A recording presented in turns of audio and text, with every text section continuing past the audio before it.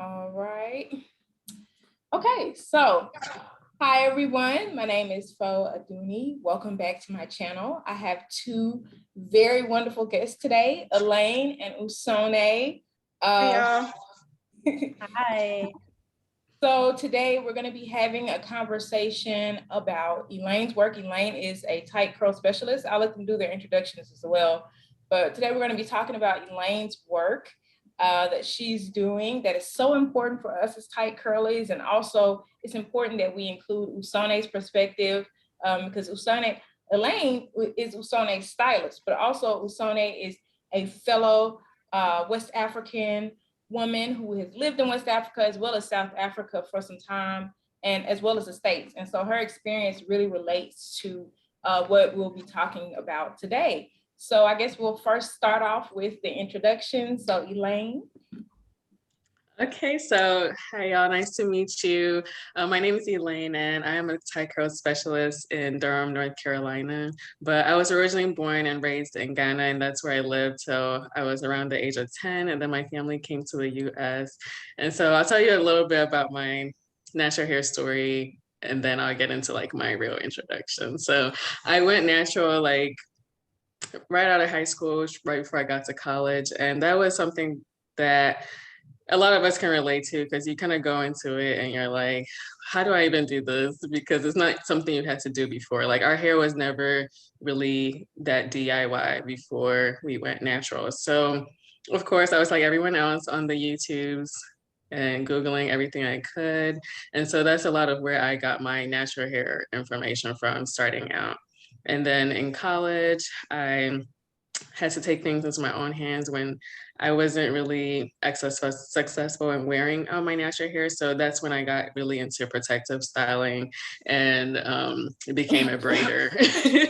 Yeah. So I became a braider by learning it on YouTube. And then I was doing really well with that. Then when I graduated, I became a natural hairstylist. So all that led me to like 2020 when the pandemic hit and salons had to shut down. I was a full-time braider by that point. And during that time, I was getting a lot of messages from my clients that were asking me what to do with their hair now that they couldn't come get braids, because they were getting braids back to back to back. So that made me realize that something's not right. Like we shouldn't be like so lost with our natural hair that we don't even know like the basics of how to shampoo, condition, and style it. And so I really wanted to shift my business model to address that issue, because it didn't sit well with me that like I had a whole clientele that didn't know what's going on with their actual hair. And that's when I also discovered I Am Black Girl Curls and Cut It Kinky, and decided to invest in cosmetology school because I only had my natural hair license. So all that led me into this tight curl world, and now I'm so obsessed because I've been able to see my clients who were obsessed with protective styling now be able to enjoy wearing their natural curls. And it's just so heartwarming to see how confident that they've become in knowing that they can take care of themselves. And they're like, because your hair is a part of your body, right? It's such a vital part of your body, and there shouldn't be one body part that you don't know how to take care of on a basic level. So all that to say, being a tight curl specialist, I feel privileged to be able to help naturals have that kind of healthy relationship with their hair, and helping them to unlearn everything that they had learned like on their own on YouTube that may not have been working for them, as well as helping them to understand their hair from a science-based perspective, and embracing like a easy 3-step routine, literally cleanse, condition, and style, and cut out all the extra stuff that we don't need. And so, and I do that because I want Black women to have an easy life. Like we deserve ease in all other aspects of our life. Like Black women are having to literally carry the weight of the world on our shoulders. So our hair shouldn't be another thing on top of that. So that's why I really like to emphasize ease in my work. We also deserve a peace of mind when it comes to something like our hair that is so central. Like that's the first thing people see. Well, not the first thing, but one of the first things people see when they look at you. So you should feel confident that, You've got it under control. And another thing is also, I believe that we Black women deserve healing from a lot of the hair traumas that we've had growing up. A lot of people have experienced comments on their hair, whether it's from family or stylists, about how hard it is to manage, and just comments about their texture, the tightness of it. A lot of people have a lot of misunderstanding around tight curls, 4C hair, basically. And so I enjoy helping people to realize that our hair is not limited to a number letter system, and that there are ways to have a relationship with our hair that doesn't try to fit it into a box, basically. So, and yeah, I feel like I'm talking on and on. Don't mind me. Yeah, I mean, but you said so many rich things. Why do I have a feedback? Uh-oh. You all might have to, might have to mute until we each speak. Does that make Oh, sense? okay. Yeah. Yeah, to prevent the feedback. But you said so many rich things that are so important, and we will get to that. So next, Usone, give your introduction. Okay, let me unmute myself. Hello, everyone. My name is Usone Kaku. I am actually mostly known by my YouTube social media name, Usone Precious. Fun fact, it's Usone Precious because Precious is actually my middle name. Yeah, but yes, my name is Usone Kaku, otherwise known as Usone Precious, and I am a natural hair YouTuber, and really I like to call myself an enthusiast, and hopefully maybe one day graduate to something more than just an enthusiast, but I really do love natural hair. And I guess since Elaine talked about her natural hair journey, I will say I have been natural for quite a while. I went natural back in my sophomore year of college. I'm really not even sure what year that was anymore. Was that, I think it was 2017, 2016, 2017, 2017. Oh, okay. Elaine, how do you remember that? And I don't. 2015. 2015? No, well, okay, anyway. Yes, I've been natural for a long time. And I have struggled with learning my hair, and like Elaine, I did turn to YouTube to learn, to try to learn how to care for my natural hair, style it, all those things.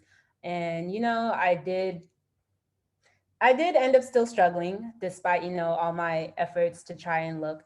And then it was only really recently that pretty much the same time when Elaine was saying she found the methods of Black girl curls and the other curl specialist, I had I remember us having conversations about it and kind of I had an interest in what she was saying.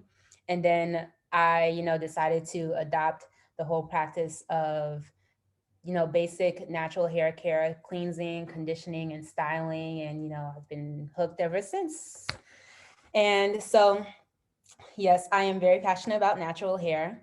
And my goal is I want to be an example for those of us who classify ourselves as tight C, nah, sorry, tight curls. But I think well, a lot of the world would probably classify people, girls and men and whatever you identify as, people with my hair as 4C. I want to be that example to people that, our hair is not something that is hard or difficult to work with. It's not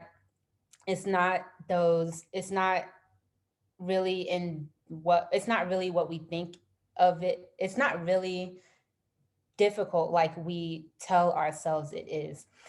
And I just want to embody that and kind of push that on to others so that we don't have that kind of stigma about our hair anymore. And then I I have I have experience with being outside of the US, and since my experience with being outside of the US, I've come to realize how much of a problem, how women, and not just women, of course, but primarily women, because a lot of women, I find, women, it's typically women who are I get what uh, you're saying. It's typically women who are styling their hair in yeah, these styles or whatever. But it's it's also some men or people that don't yeah, identify with the binary men or women that also deal with situations with their tight curls. But I get where you're going. yeah. So I I have being outside of the US, I have come to see how much of a problem it is with when it comes to, conversations about our hair and hair practices. So I spent 2 months in Nigeria.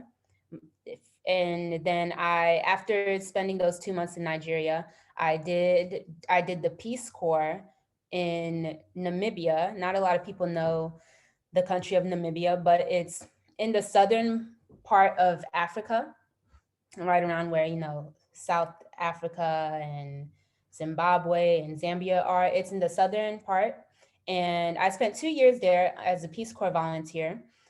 I was just a math and science teacher, but I did have connections with young women, young men there, and we had conversations about, our blackness, and just community conversations about the community. And one of them revolved around the hair and that kind of thing. So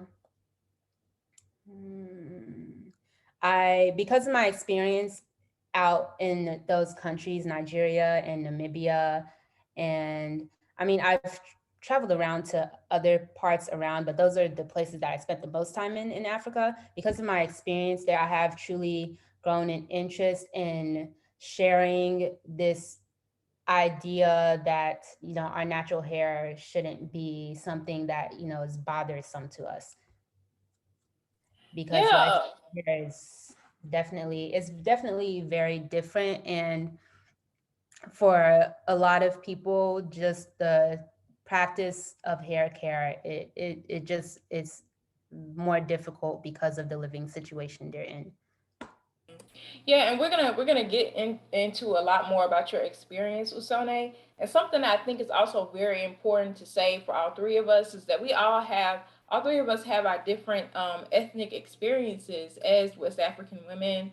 Elaine being from Ghana, Usone is Nigerian. I'm Nigerian as well as African American. So I think that all of us have some very unique ethnic experiences that we bring to the tight curl conversation. But I guess we can go ahead and hop into diving into Elaine's initiative. So, oh, and I didn't say a little bit about myself. So, my name is Fo Aduni. That's what I go by here on YouTube. I like to call myself a beauty culturalist. It's a term that I borrowed from Madam T.J. Walker.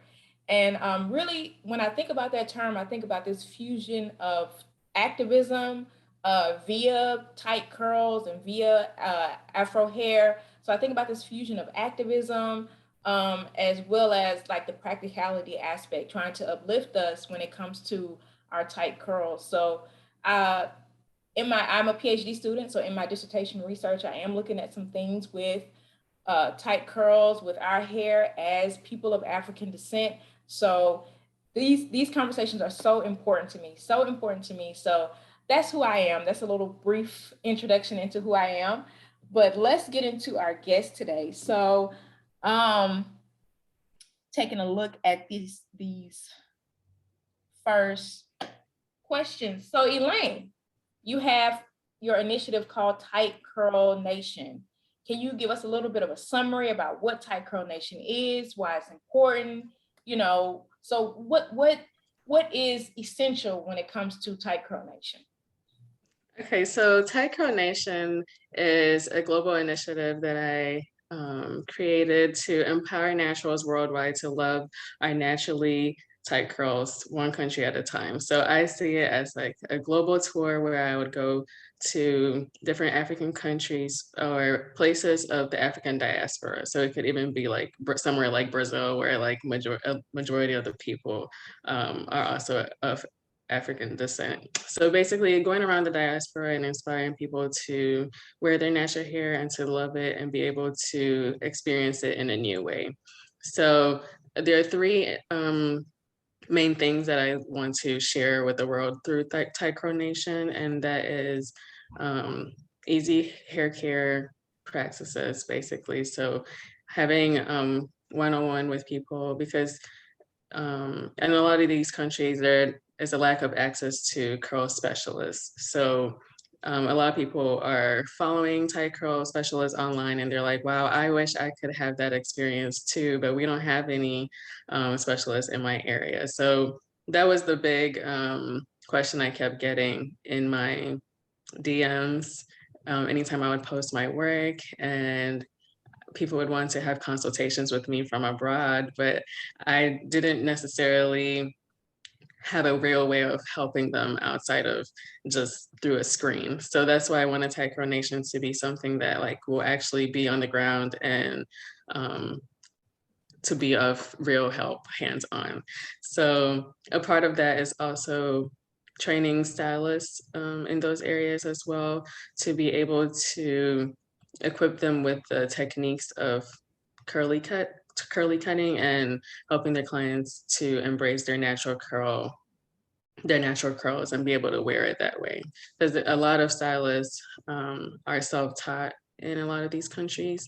And so they don't necessarily have a lot of access to cosmetology programs or courses such as the Cutting Kinky course that I took. So I wanted to make that more accessible to them through tightcurlnation.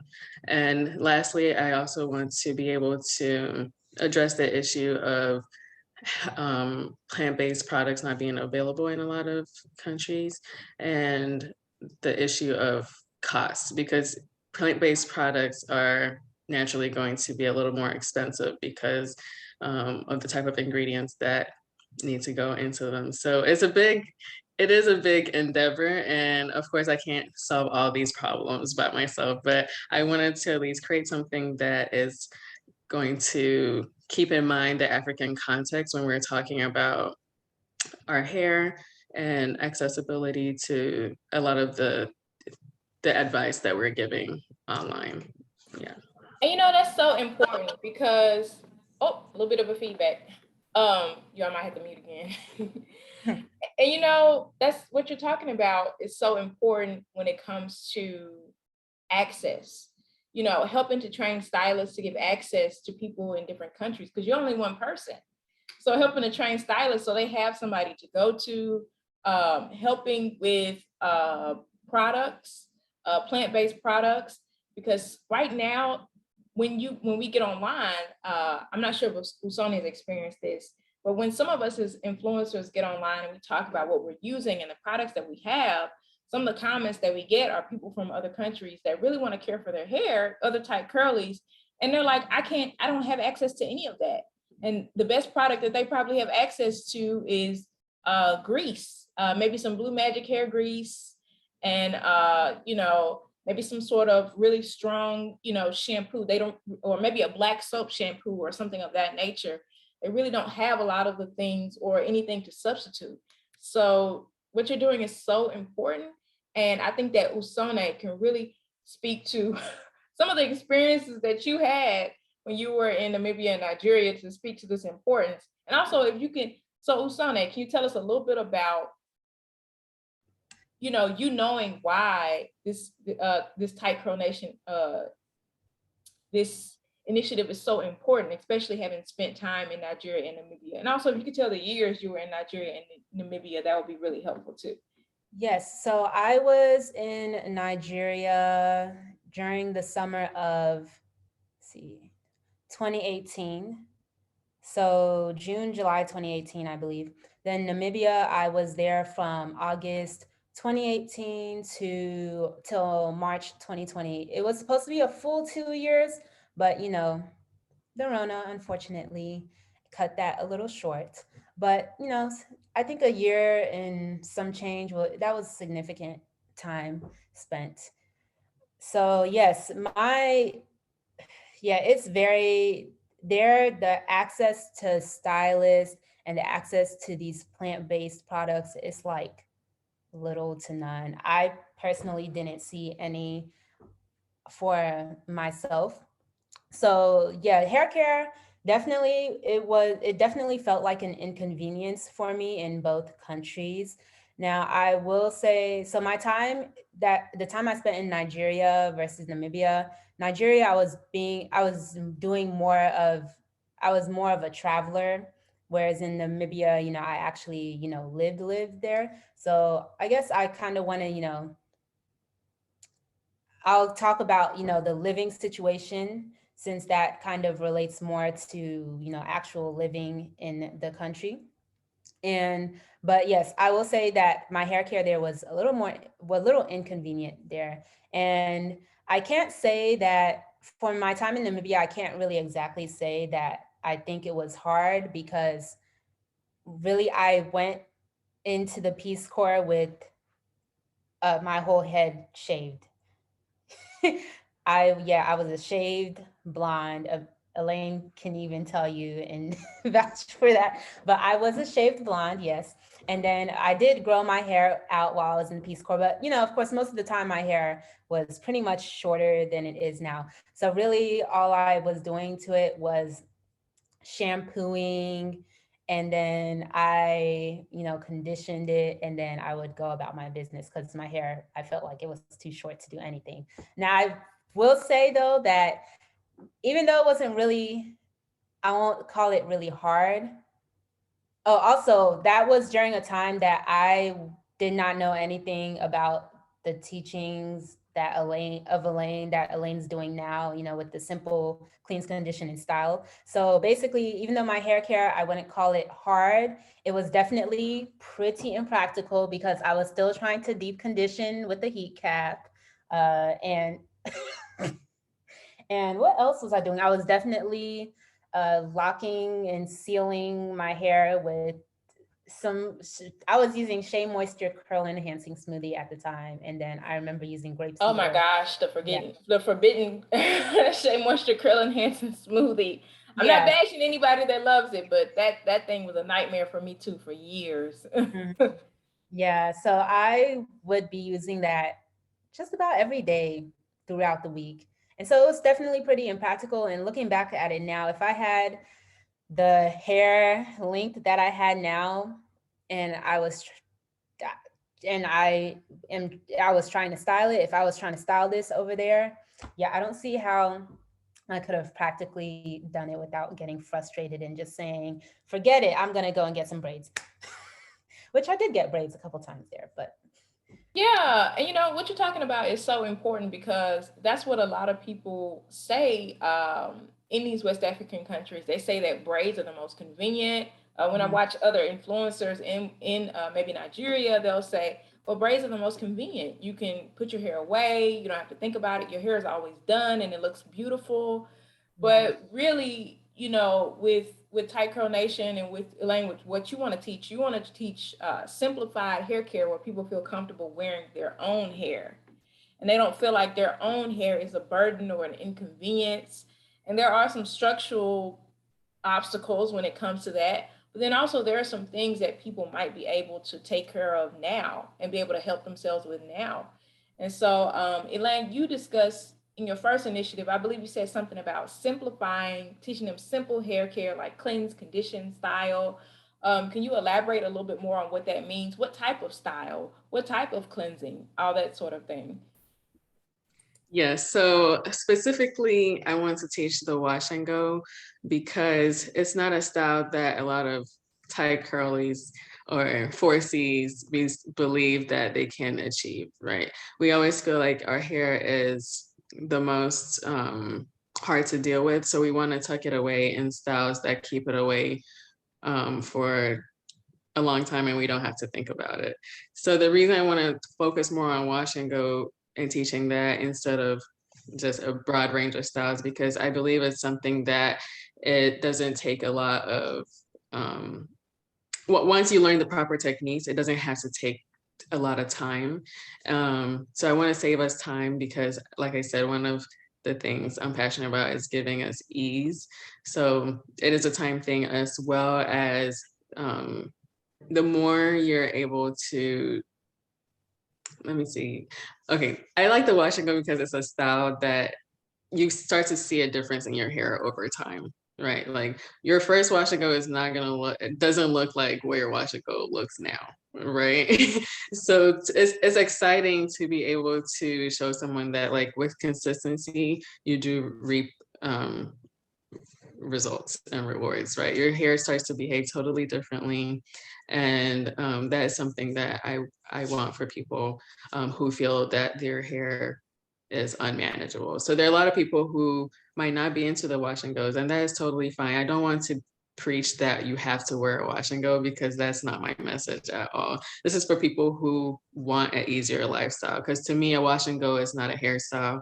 It's more of a lifestyle, and it becomes a part of your life. Like, if you wanted to wash your hair within 4 days, you can, because you know that your hair is a part of you. And just like any other body part, it deserves to be tended to when it needs to be tended to, right? We shouldn't have to wait long periods of time before being able to do it. So that's why I want to focus on the wash and go. Yeah. So can you tell us a little bit more about what a wash and go is? Oh, you froze a little bit. Oh, okay, you're back. Can you tell us a Oh, little did bit I more about, freeze? Is it yeah, back? yeah, you're back. Can you tell us a little bit more about what a wash and go is in detail? Because some people, they'll be like, what the heck is a wash and go? Okay, so a wash and go consists of cleansing the hair, conditioning it, and then setting your natural curl pattern with a product or two based off your desired results. So we're really trying to define your natural curl without doing too much work with it. You're not trying to create a curl that is not there. We're not twirling each strand to create or set a curl. So your wash and go, I know the term wash and go is kind of a misnomer because you're not literally washing it and going, but I like to call it a hydrate and define. So you hydrate your hair first through the shampoo and condition, and then you define it by setting it with a product, and then smoothing the hair, raking it to separate the curls. So that's really what a wash and go is. And um, I know a lot of people think that it is more work for certain textures. So that's another reason why I want to address that issue, that tight curls are not more, tight curls can also wear wash and go, basically. Yeah, and both you have a wash and go today, don't you, Elaine? Yes, So I do. yeah, so both you and Usone, yes, yes, so both you and Usone have wash and goes right now, and you're just really showing the beauty of your very, very tight curls. I have a twist out today. So that means I created a curl. So that means I took two strands and twisted them together. And then when it dried, I took the hair apart. So I have a twist out. But both you and Usone have wash and goes. And the thing that I love about the Tight Curl Nation initiative is it's helping people to embrace those small, beautiful, tight curls like you and Usone have. You actually have a hashtag. I think it's Tight Curl Nation, where people can go to that hashtag on Instagram and see a bunch of different curl patterns represented within the tight curl spectrum. So that's so amazing. And Usone, I wanted to ask you, so I know uh, representing tighter, uh, you said people will look at your hair and oftentimes call it 4C. So being that representation and wearing wash and goes, how has that impacted how you view your hair and impacted your overall hair care? Oh, it's definitely made me see my hair differently than how I used to see it. I, I've always wanted to, tell myself, okay, natural hair doesn't have to be, such a challenge for me. But after, switching to the wash and go lifestyle, I've actually come to realize that in the past I was seeing it as a challenge because I spent forever on my hair. Like I would have not hour long, hours long wash days, even wash days that have lasted for a whole day to have a wash day. And I would use, the excuse that, oh, I really love hair, but you can love hair, but you don't want to spend 24 hours on something you love. So yeah, it's definitely pretty much made me see my hair in an easier mindset. And then it's also kind of just made me appreciate how diverse my hair, can look. And I know I've heard stylists say that, natural hair isn't as diverse as you think. But I don't know, the fact that I can choose to still put my hair in a twist out or put it in braids, and then if I really, really wanted to, I could see my hair just shine the way it naturally wants to shine. It kind of just gives me a new appreciation for my hair. And then actually there's one thing that I wanted to add about doing wash and goes, because I had brought up the fact that if I was trying to style my hair now the way if I was trying to style my hair back then the way I am doing now, uh unfortunately I feel like I still would have found some kind of inconvenience, because the way my I've come to find that the practice of doing wash and goes and how we've been taught to do wash and goes comes from, it's assuming that you're kind of in the Western setup. And so and I mean to say this because my house back in Namibia, I didn't have a shower. I actually didn't have a bathroom. Uh, yeah. So it was actually an outside bathing area, and I lived actually in a village. So I didn't live in a town. In a town you would have more of the Western designed setup, of houses where you have a shower likely and those kinds of things. But I lived in a village, and it wasn't uncommon for villages to, at least in Namibia, Nigerian villages, the houses looked a little different. But it wasn't uncommon in the village to have a house like mine where it was made by a special clay. And then I remember having a tin roof. It's what people would, I guess, imagine when they say, oh, Africa has huts. It was kind of like a hut like house. But yeah, I had an outside Yeah, and bathing we area. know, I'm sorry to interrupt, but I know somebody might try to say something. Usone, she knows what she's talking about, but she means specifically where she was living. We know that there are some beautiful, beautiful, like huge, amazing houses and everything, especially where me and Usone are from, Nigeria. There are some big, beautiful compounds there. But Right. specifically her experience where she was at in Namibia, that was her experience. So Yeah. So yes, please don't take offense. This is my experience. But yes, so it was a clay house, tin roof, outside bathing area. And instead of using a shower, I used a bucket, a giant bowl to wash. And so I see that a lot of when we talk about how to, do a wash and go, where the principle of a wash and go is your hair has to be wet, like not damp, not, splash a little water in your head, not just dip your head in the water and then back out. Like it has to be wet, drenched, soaking wet. And so to imagine doing that with a bowl, first of all, I also didn't even have running water in my house. I had to go and fetch it from the tap. Some village homes, they had running water in their compound. Nah, I had to fetch it from the tap. So, whatever water I brought back with me, that was the water I was using to shower, wash my hair, wash dishes, etc. So I had to like collect them in big buckets and use throughout the days before, going back to the tap again and collecting my water for the week. And yeah, that just would have been I would not have had the water, enough water, or the water that I needed to, achieve a style like this, a wash and go style like this. So it just would have been very inconvenient. And it's And the fact that I wasn't the only person living like this in the village. I mean, there were a few houses that, had the electricity and running water and a shower in the village, but most of the village homes were built pretty similar to mine. And so just the wash and go styling aspect would have been difficult. So actually, Yes, yeah. yeah, and I want to chime in. I'm sorry, but you said some really important things that I want to catch.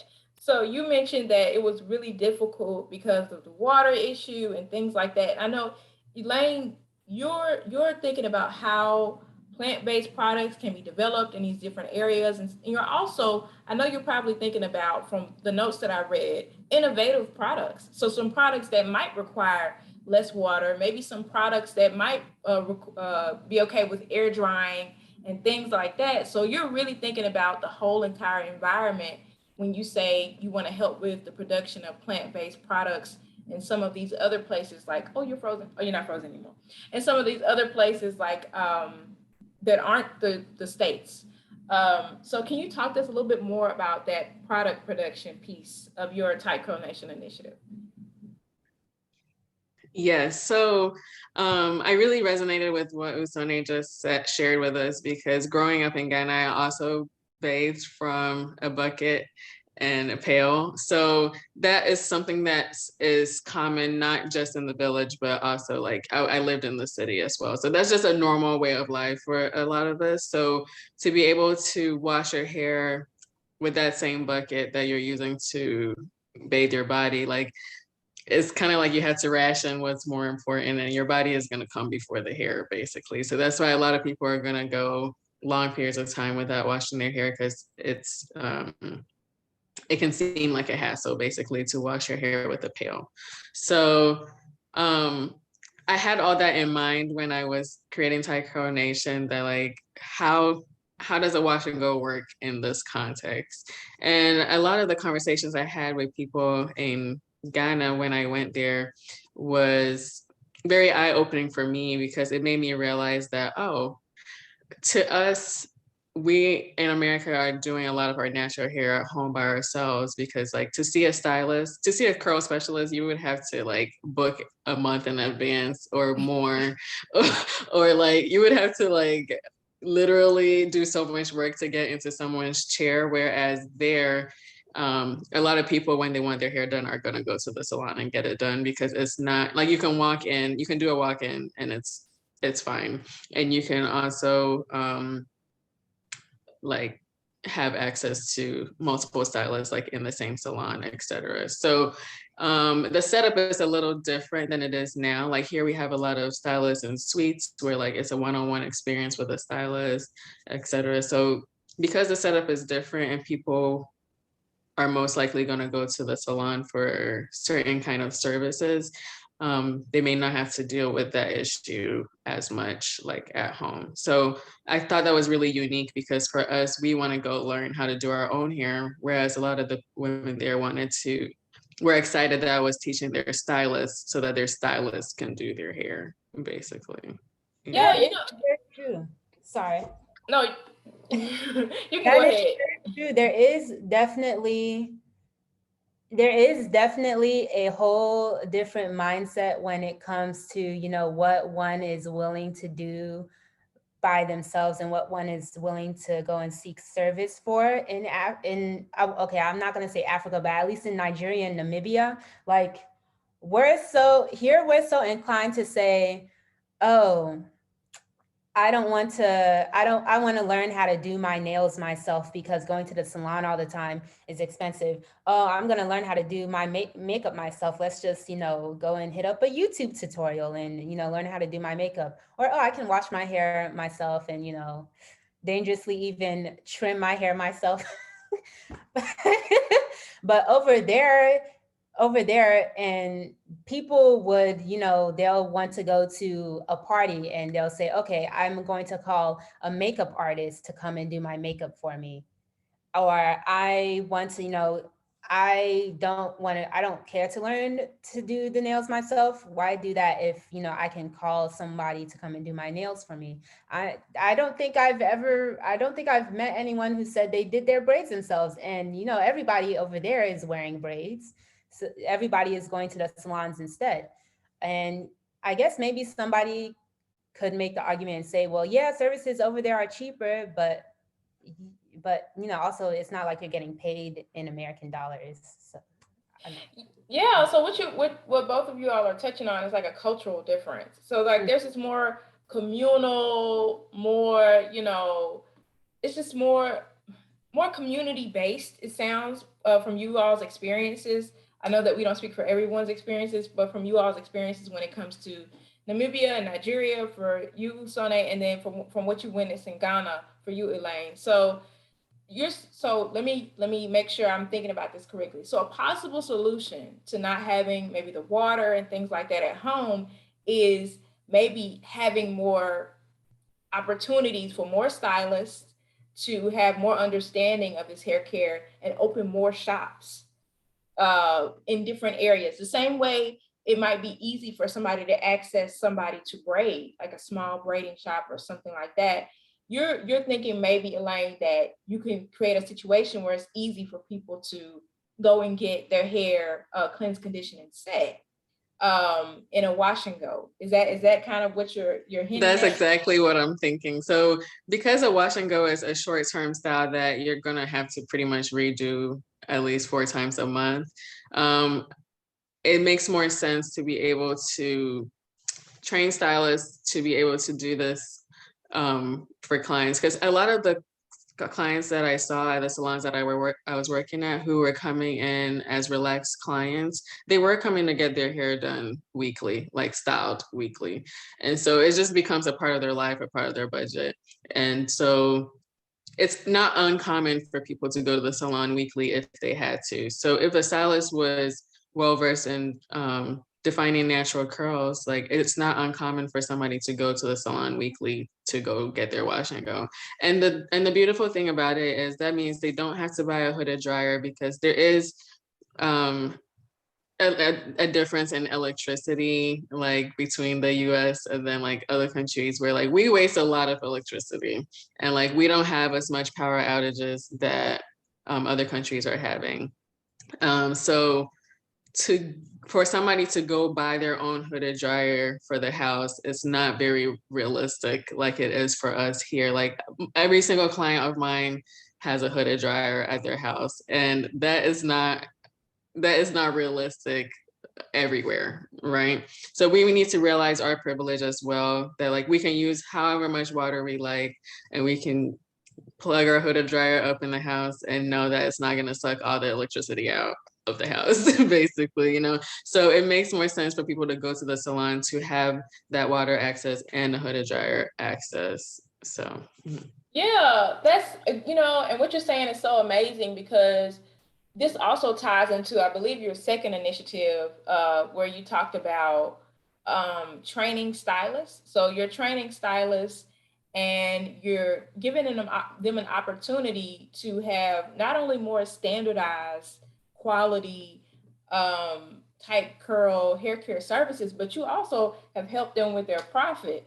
So, or help some stylists with their profit. So people don't realize that by you teaching this curl defining service as well as the simplified hair care overall, you're helping with so many different aspects. So could you talk about training stylists in other countries besides the States to do this style of hair care, how beneficial that is? yeah, so I got so excited when I received a message from one of the salons that I work with, just thanking me for coming to do the workshop with them, because their revenue had like doubled from before I came to when they added the wash and go to their menu, right? So of course they started out with just a few clients coming in, and there would be regulars getting their wash and goes, and those people would go out in public and people would be like, oh, what's that? Like, did you twist your hair to get it like that? Or is that locks? What's going on there? Like, the hairstyle confuses people because it's not something they're seeing walking around. So that is just natural marketing for their salon, because they're like, oh yeah, you can go get this done at this salon. And so naturally, because it's not a common hairstyle and people are like intrigued by it, that brought them a lot of new clientele. And that just makes me so excited, because like, that is so cool, you know, like to add And something to your menu. Mhm. yeah, where was this salon specifically? The salon that you're talking about right now? This salon is in Jorwulu, which is a section of Accra, Ghana, the capital. So, and the salon is beauty technicians. So that was the main salon that I worked with for the 2 weeks that I was in Ghana. I did work with other salons as well, but that was my like home-based salon that I stayed with for most of the time I was there. So because we were able to work so closely with each other, and I took a lot of my clients there, they were able to do a lot of hands-on. And that is really what made me realize that the hands-on portion is really important. Because before I actually went to Ghana, I had already started working with the salon virtually, because their stylist, I mean, the owner of the salon had joined the Yes Her Home Studio, which is my online platform, which I teach individuals how to cleanse, condition, and style their hair at home. So because she took it, and of course she needed more of like a hands-on approach to it as well, because as a stylist, it's a little different than like you doing your own hair at home. And also to be able to learn some of the cutting techniques, it's kind of hard to learn that virtually as well. So that's why we set up the trip. And it was really only supposed to be me working with that one salon, but a lot of other salons were like, oh wait, we want to be a part of that too. Like, what y'all doing? What is this? Like, you know? So it's cool. I didn't see tightcurlnation becoming a thing till after that trip, truthfully. Like, I always thought I was gonna go teach one salon, and it ended up being 5 salons, because a lot of the other salon owners were excited to add a new thing to their menu. So I definitely see this growing into something really powerful, that because a lot of stylists on the African continent, because they're self-taught, they're really good at like techniques, but they don't necessarily have access to like the science-based background behind what they're actually already doing. So that also ties into the cultural side of things as well, because we're just gonna go with what we know, as such as Ghanaians, and I can speak for this because like I'm Ghanaian and I grew up in Ghana, and I understand how much shea butter means to us. Like, shea butter is like our ginger ale. You know how like Black Americans feel like ginger ale cures every issue you could have. That's shea butter for us. So like usually if there's anything wrong with your hair, throw some shea butter on it, throw some oil on it, and you're good. So I think that ideology also seeps into the salon as well. So it was a shock to a lot of the stylists that I was saying that you might not, you don't have to do all that to keep hair moisturized. And so those aha moments were very cool to see, because I thought I was going to get a lot of pushback from it, but I actually didn't. Like, people were open, like the stylists were opening to listening. Like, of course, a lot of them will still use those things, but they understand now that like you have to use a clarifying shampoo more often if you're going to use these things. So for me, my message is not to, excuse my language, like to shit on oils and butters exactly. Like, it's more to like, we just need to be more informed about what we're doing, right? So use the correct shampoo if you're going to use certain things. Yeah. What you're saying is so important, because you're bridging that gap between a scientific understanding and a cultural understanding when it comes to tight curls, when it comes to our hair for people of African descent. Oftentimes people, because science hasn't always been kind to us, science has been pretty oppressive and terrible and horrific to us at times as people of African descent. Because of that, a lot of times when you say science-based hair care, some people of African descent, some tight curlies, they'll cringe and say, that sounds like the white man's way of caring for our hair. We don't need to care for our hair that way. But you're kind of bridging that gap. And what people also forget when it comes to us as people of African descent is we've been scientists for a very long time. We've been innovative for a very long time. Some of this world's greatest inventions came from people of African descent. So innovation, scientific innovation, even when it comes to hair care, that's not far-fetched for us. We're extremely intelligent people, and Usone, I wanted to touch on something really quick with you.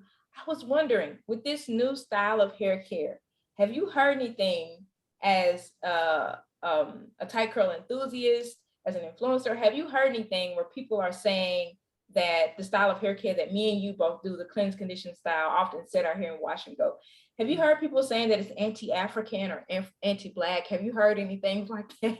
For sure. I hear it and see it in my comments. And at a point it's just like, I'm gonna just let people think what they want to think. Because you can't just go all day fighting with people. Um, yeah, I've definitely heard it. And I mean, my argument against it is that, it's your natural curl, it's what your curl wants to do. So to me, it can't be anti-Black, and you can choose to have it as defined as you want. Just because you choose to have it super defined doesn't mean that, you're, trying to be more like the white. But it's what your hair naturally wants to do. Whether you choose to have it super defined, whether you choose to have it more less defined, it's what your hair naturally do. So I don't really see it as that way, but people have Yeah, their opinions, and yeah. and I'm just like, also, if wearing a wash and go like that is anti-Black, what about, wearing a twist out where you're making your own artificial curls? No one has a problem with that, but I think with wash and goes, there's something about it, and I keep saying a long phrase, people of African descent, because I'm trying to cover everybody. I think so many of us as people of African descent, we just cringe at the idea that our hair is so simple that we can define our own curls. We have curls. I think Mhm, so many of us, we don't see our kinks and our coils as curls. We're like, that's not a curl. mhm, That's kinky, that's fluffy, that's afro-like. And it's like, yeah, it's afro-like, it's kinky, it's fluffy, it's coiled, and it also technically is a curl. mhm, And you can define it, but so many of us don't see it that way. And so the thought of being able to define our own curls, we're like, that doesn't work for our hair. That's not for us. And so many people, they say things like, that's going to cause knotting. That's going to cause matting. Not going to be good for length retention. All those sort of things. Elaine, do you hear those sort of things where people believe that with shampooing, conditioning, cleansing, and setting our natural curls in a wash and go or hydrate and define? Have you heard people saying things like, that's not good for length retention, that doesn't work for, or that doesn't work for 100% African women? Have you heard things like that?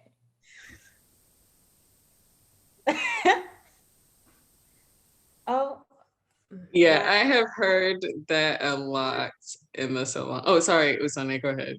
no, sorry. I thought folks. Yeah, so I hear that quite often, like, and yeah, not only my comments, but just even on Twitter. Twitter is a ruthless place. I know a lot of us are on Instagram, but they're like, we get attacked on Instagram for being anti-Black and caring too much about definition. But I think our main message is that, like, your hair the way it is enough. Like, you are enough the way that you are, and you don't have to do a bunch of extra stuff to feel presentable. I think because that's most of what it is. People want to feel presentable. So basically the point of the wash and go is to show that like your natural curl the way it is a style. It's not like you can wear it like that and it can look good, you know, and it's an option. I think we're trying to provide an option, right? We're not forcing you to wear a wash and go. It's if you want to wear a wash and go, you can. When your hair is hydrated, you're able to wear a wash and go, you're able to wear a twist out, you're able to wear braids, you can do all these things. But when your hair is dehydrated, you're limited to just wearing braids or just wearing styles that you have to do a bunch of things to achieve a good look or longevity. So once, I think our main message is healthy hair. And so once your hair is healthy, it's hydrated, it can hold on to moisture for a week. It can do more. So it's kind of counterproductive to be like, well, I don't want to try it because it's not going to work for me. It doesn't work for everybody. That's my favorite saying that a lot of people say, well, hey, that works for you, but my hair doesn't do that. And so I think I want us to take the pressure off of what we think our hair can do and let's test out the possibilities. Like, how do you know? Like, how would you know? You know? So yeah. Yeah, and I'm so excited for so many people who are 100% African ancestry. I'm so excited for so many of them to see their curls because whether they're big, whether they're small, whether they're waves, whether they're a mixed bag, whatever they have, I'm so excited for them to see their curls because as people across the African diaspora see how similar our hair is and how similar our hair care can be, I feel like that brings us closer together for us to be able to work on things like taking back the hair care industry, for us to come together for things like that. So it's, people might say it's just a wash and go, it's just defining curls, but it's something that can help with this sort of what Black Girl Curls calls a mindset shift, where maybe somebody here in the United States, an African American, and maybe someone in Brazil, Brazil, I think it's Afro Latina or Afro Latinx person, and maybe somebody in Nigeria, maybe they can all see their curls and see how similar their curls are. I'm like, wait, my curls look like yours. Hold on. Or wait, you care for your hair the same way I do. And so they start to feel sort of a sort of kinship. So we can start really getting down to business and doing things like taking back the hair care industry that has largely been taken away from us in so many different ways, even though we as people of African descent are such large consumers when it comes to hair care and beauty, period. Yeah. So I wanted to ask. Yeah, I want to add just a little bit to that is also like when we decolonize our minds on a small thing like our hair, I think it's an inch closer to even bigger liberations, if that makes sense. I don't know if this is fake deep, but like I feel like if, in a small way, if we can come together on like relating to each other with our hair, like it just brings us closer together to like I don't know where I was going with this, but I think I love the unity aspect of it. And like when we can, I really believe in decolonizing our minds because there's no reason that on the African continent, a good majority of people don't wear their natural hair or don't want to wear their natural hair or haven't seen their natural hair before. Like, you know, a lot of people are still relaxed, or which there's nothing wrong with a relaxer. I want to put that out first, but I just think it would be powerful to see a lot more of us embrace our natural hair the way that it is. Yeah. And I feel like there's a lot of people who actually, from my experience with conversations with other people when it comes to natural hair, I feel like a lot of people would be very receptive to the idea of wearing their natural hair because just about every conversation that I've had with people. So most of my time in Africa, I wore my natural hair out, despite, you know, the fact that I didn't know how to do a wash and go. My hair was dehydrated. Yeah. But I would always get, hey, what did you do? Like, what did you do to your hair? How are you caring for it? Oh, I would love to wear my hair out if only it weren't for this, that, and the third. And I think there is a genuine interest in a lot of people to, move away from always sticking to the wigs and weaves and braids. It's just that, they they didn't grow up and they were not taught, basic hair care practices that would allow them to wear their hair out like they would want to. And so, that's why I'm just really excited about, just about your initiative with teaching these stylists and having them more available, because these stylists can also, partnering with the stylist, well, they'll also be teaching their customers, when you go home, this is what you can do. This is what is, since this is available for you, this is the plan that you can follow, so that next time you see me, your hair would be in the best shape that it can be, when you see me. And actually, I really hope that, one of these stylists, I don't know how it could be done, but there is an issue in the villages with families in the villages where they won't have transportation to, the town. Plenty of girls in the village that, and sorry if I changed the topic of what we were talking about just now. That was not my intention. It just Oh, kind of you're just, fine. but yeah, a lot of people, my village was only 30 minutes away from the nearest town, and you would believe there were people who, lived almost 30 years, never been to the town before, because transportation, not families, not every family, owned their own car. And, in fact, when I went to town, I had to, pay for somebody else to take me. And, but yeah, it wasn't just a free nilly, I'm going to hop in my car, ride and go to the city. So, if hopefully, don't know how it can be done, one of those stylists, find some way to be accessible to people in areas like that too. But yeah, Yeah. at the end, I think people would be really receptive. Yeah, and something else that I wanted to say with these issues of transportation, water, and electricity, Hmm. although they may not be to the extent for the majority of people in the United States, they may not be to the extent it is in, say, Africa, or maybe in Afro Caribbean areas.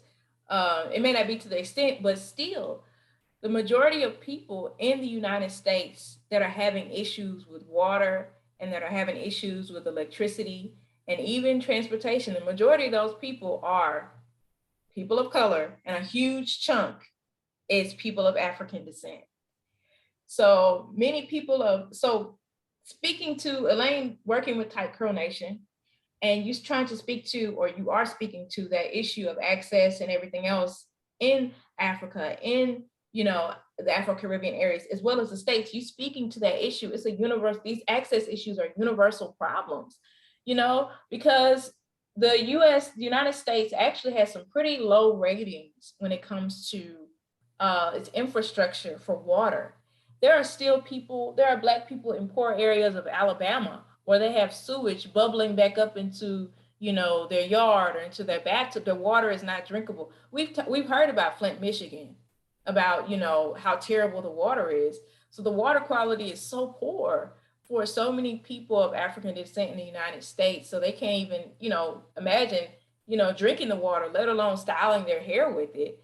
So, trying to figure out how to work around issues of access in, say, for example, Africa, will not only be helpful for Africa, for people of African descent there, it'll be helpful for people in the States, because we're starting to think of innovative ways for people all over.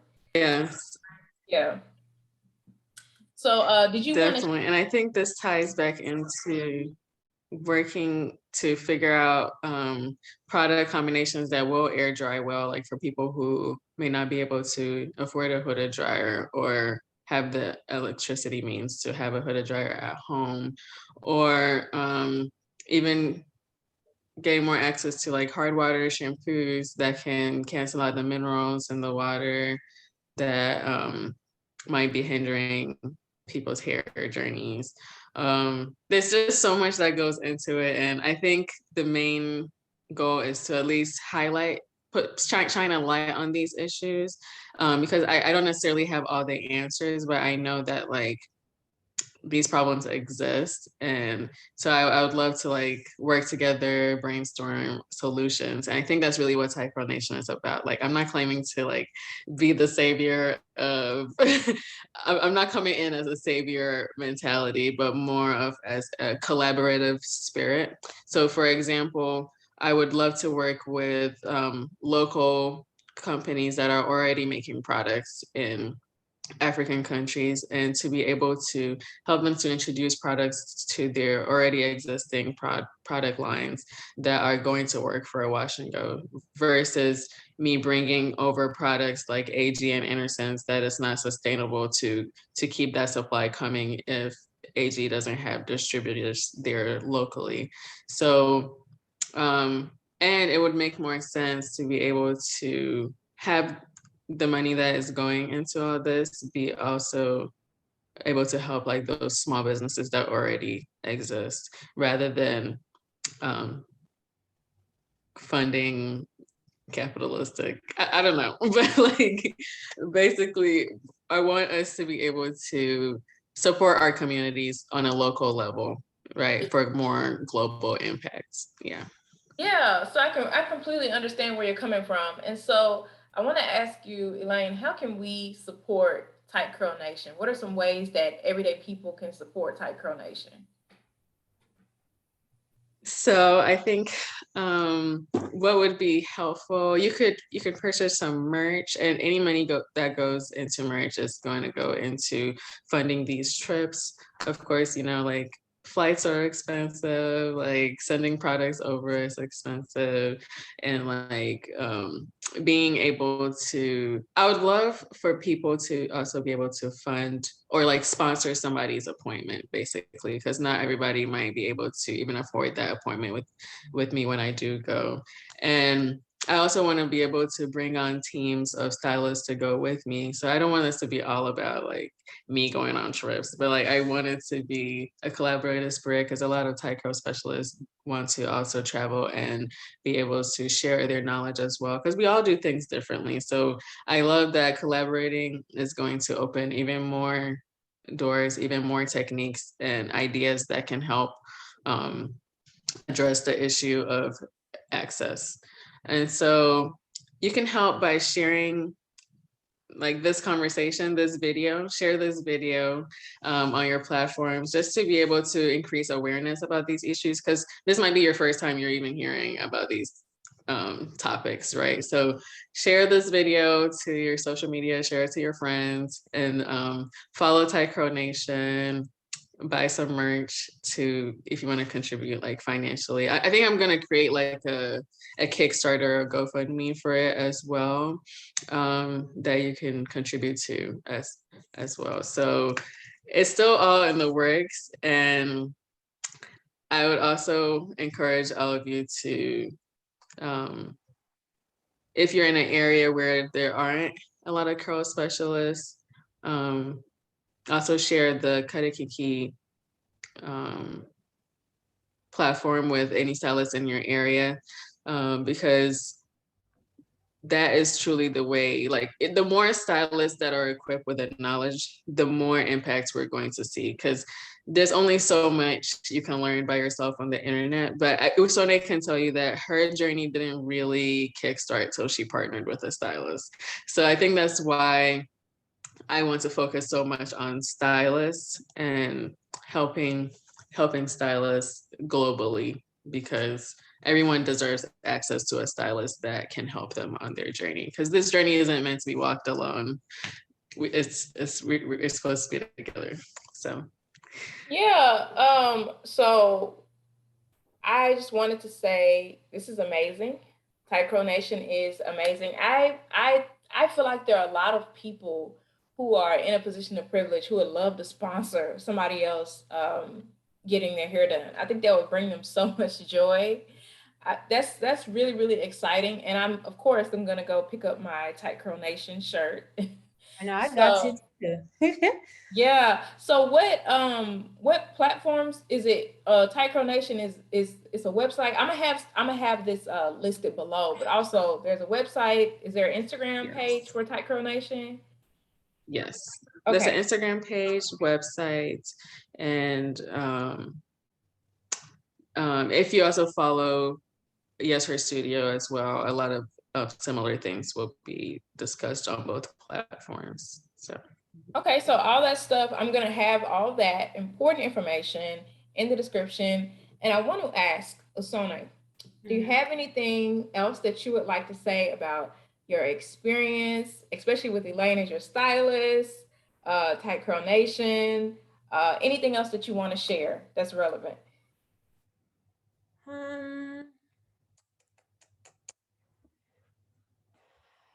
nah. I mean, I think I've shared pretty much most the basics of everything.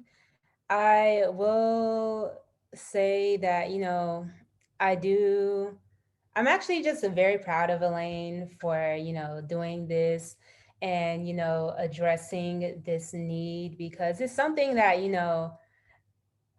I've, since my time in Namibia and Nigeria, I've just been so curious about, well, what about these this population here? They're not getting that need to see a stylist or to have products that are not just, grease and braid spray, to care for their hair. And, it kind of just, it made me realize how much of a position of privilege that I'm in. Because even when I was, living as a volunteer in Namibia, truthfully, I can't even say that I truly felt like someone who really lived like the others around me. Because really, if I wanted to, if I was practicing this basic hair care with plant-based products that, I am today, really, AG Balance and Boost would have been a text away, because I could have messaged, my mom and asked her to ship it over to me. But not everybody has that. People don't have that kind of luxury, and a lot of companies don't even ship. A lot of international companies, they don't ship to these places. In the US, I don't think I've come across a company that doesn't ship to the US. And so that's just another thing to, think about. And, Elaine, this is the first time I've heard you mention that you would love to, partner with brands over there.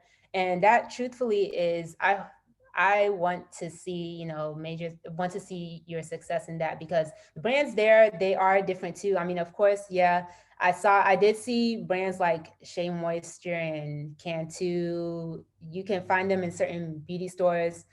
They're definitely on the more expensive side over there. But, the other brands that are more native to those areas, I would, yeah, to have you partner with them and something happen with that, I would definitely look forward to seeing that happen for, people over there.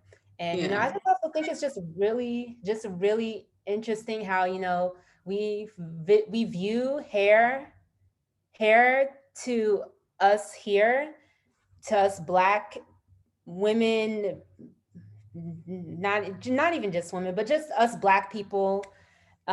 It's just as important there as it is to us here. Like, we speak through our hair, we express ourselves through our hair. How we gather through our hair. Salon culture is even, in fact, the same thing. Everyone wants to talk gossip, and it's juicy gossip. It's hair just connects us in so many ways, and it makes me smile thinking about it. But yeah. Yes, I love that you talked about the products thing again, because actually, if you're watching this video now and you do live in like Nigeria or anywhere on the African continent, actually, feel free to message me with any local brands that are like local to where you live, and just so I can like start putting together ideas or lists. Because I know that a lot of brands would be excited to add a product to their menu, to their offerings that are going to address an issue. So yeah. Yeah, so if you all have anything else y'all want to share before we get off today, you all are welcome to share it. I think my main message here is to encourage all of us to be open-minded when it comes to our hair care, and also having a global mindset when we talk about hair and our experiences. Also recognizing that different cultures require different things. Well, different mindset requires different solutions, I should say. So that's something that tightcurlnation is all about. And so thank you so much for hosting this. And I'm excited to see the conversations that are sparked from this conversation that we're having.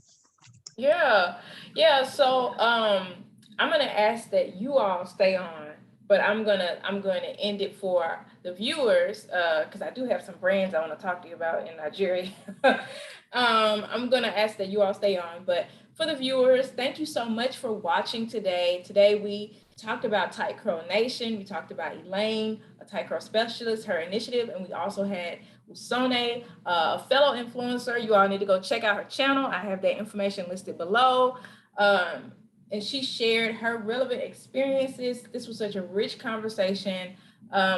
Resources like Cut It Kinky, which involves stylist training, that will be down below in the description, and resources for us as consumers who aren't professionals, such as the Black Curl Magic website, and also Elaine's information will be down below in the description.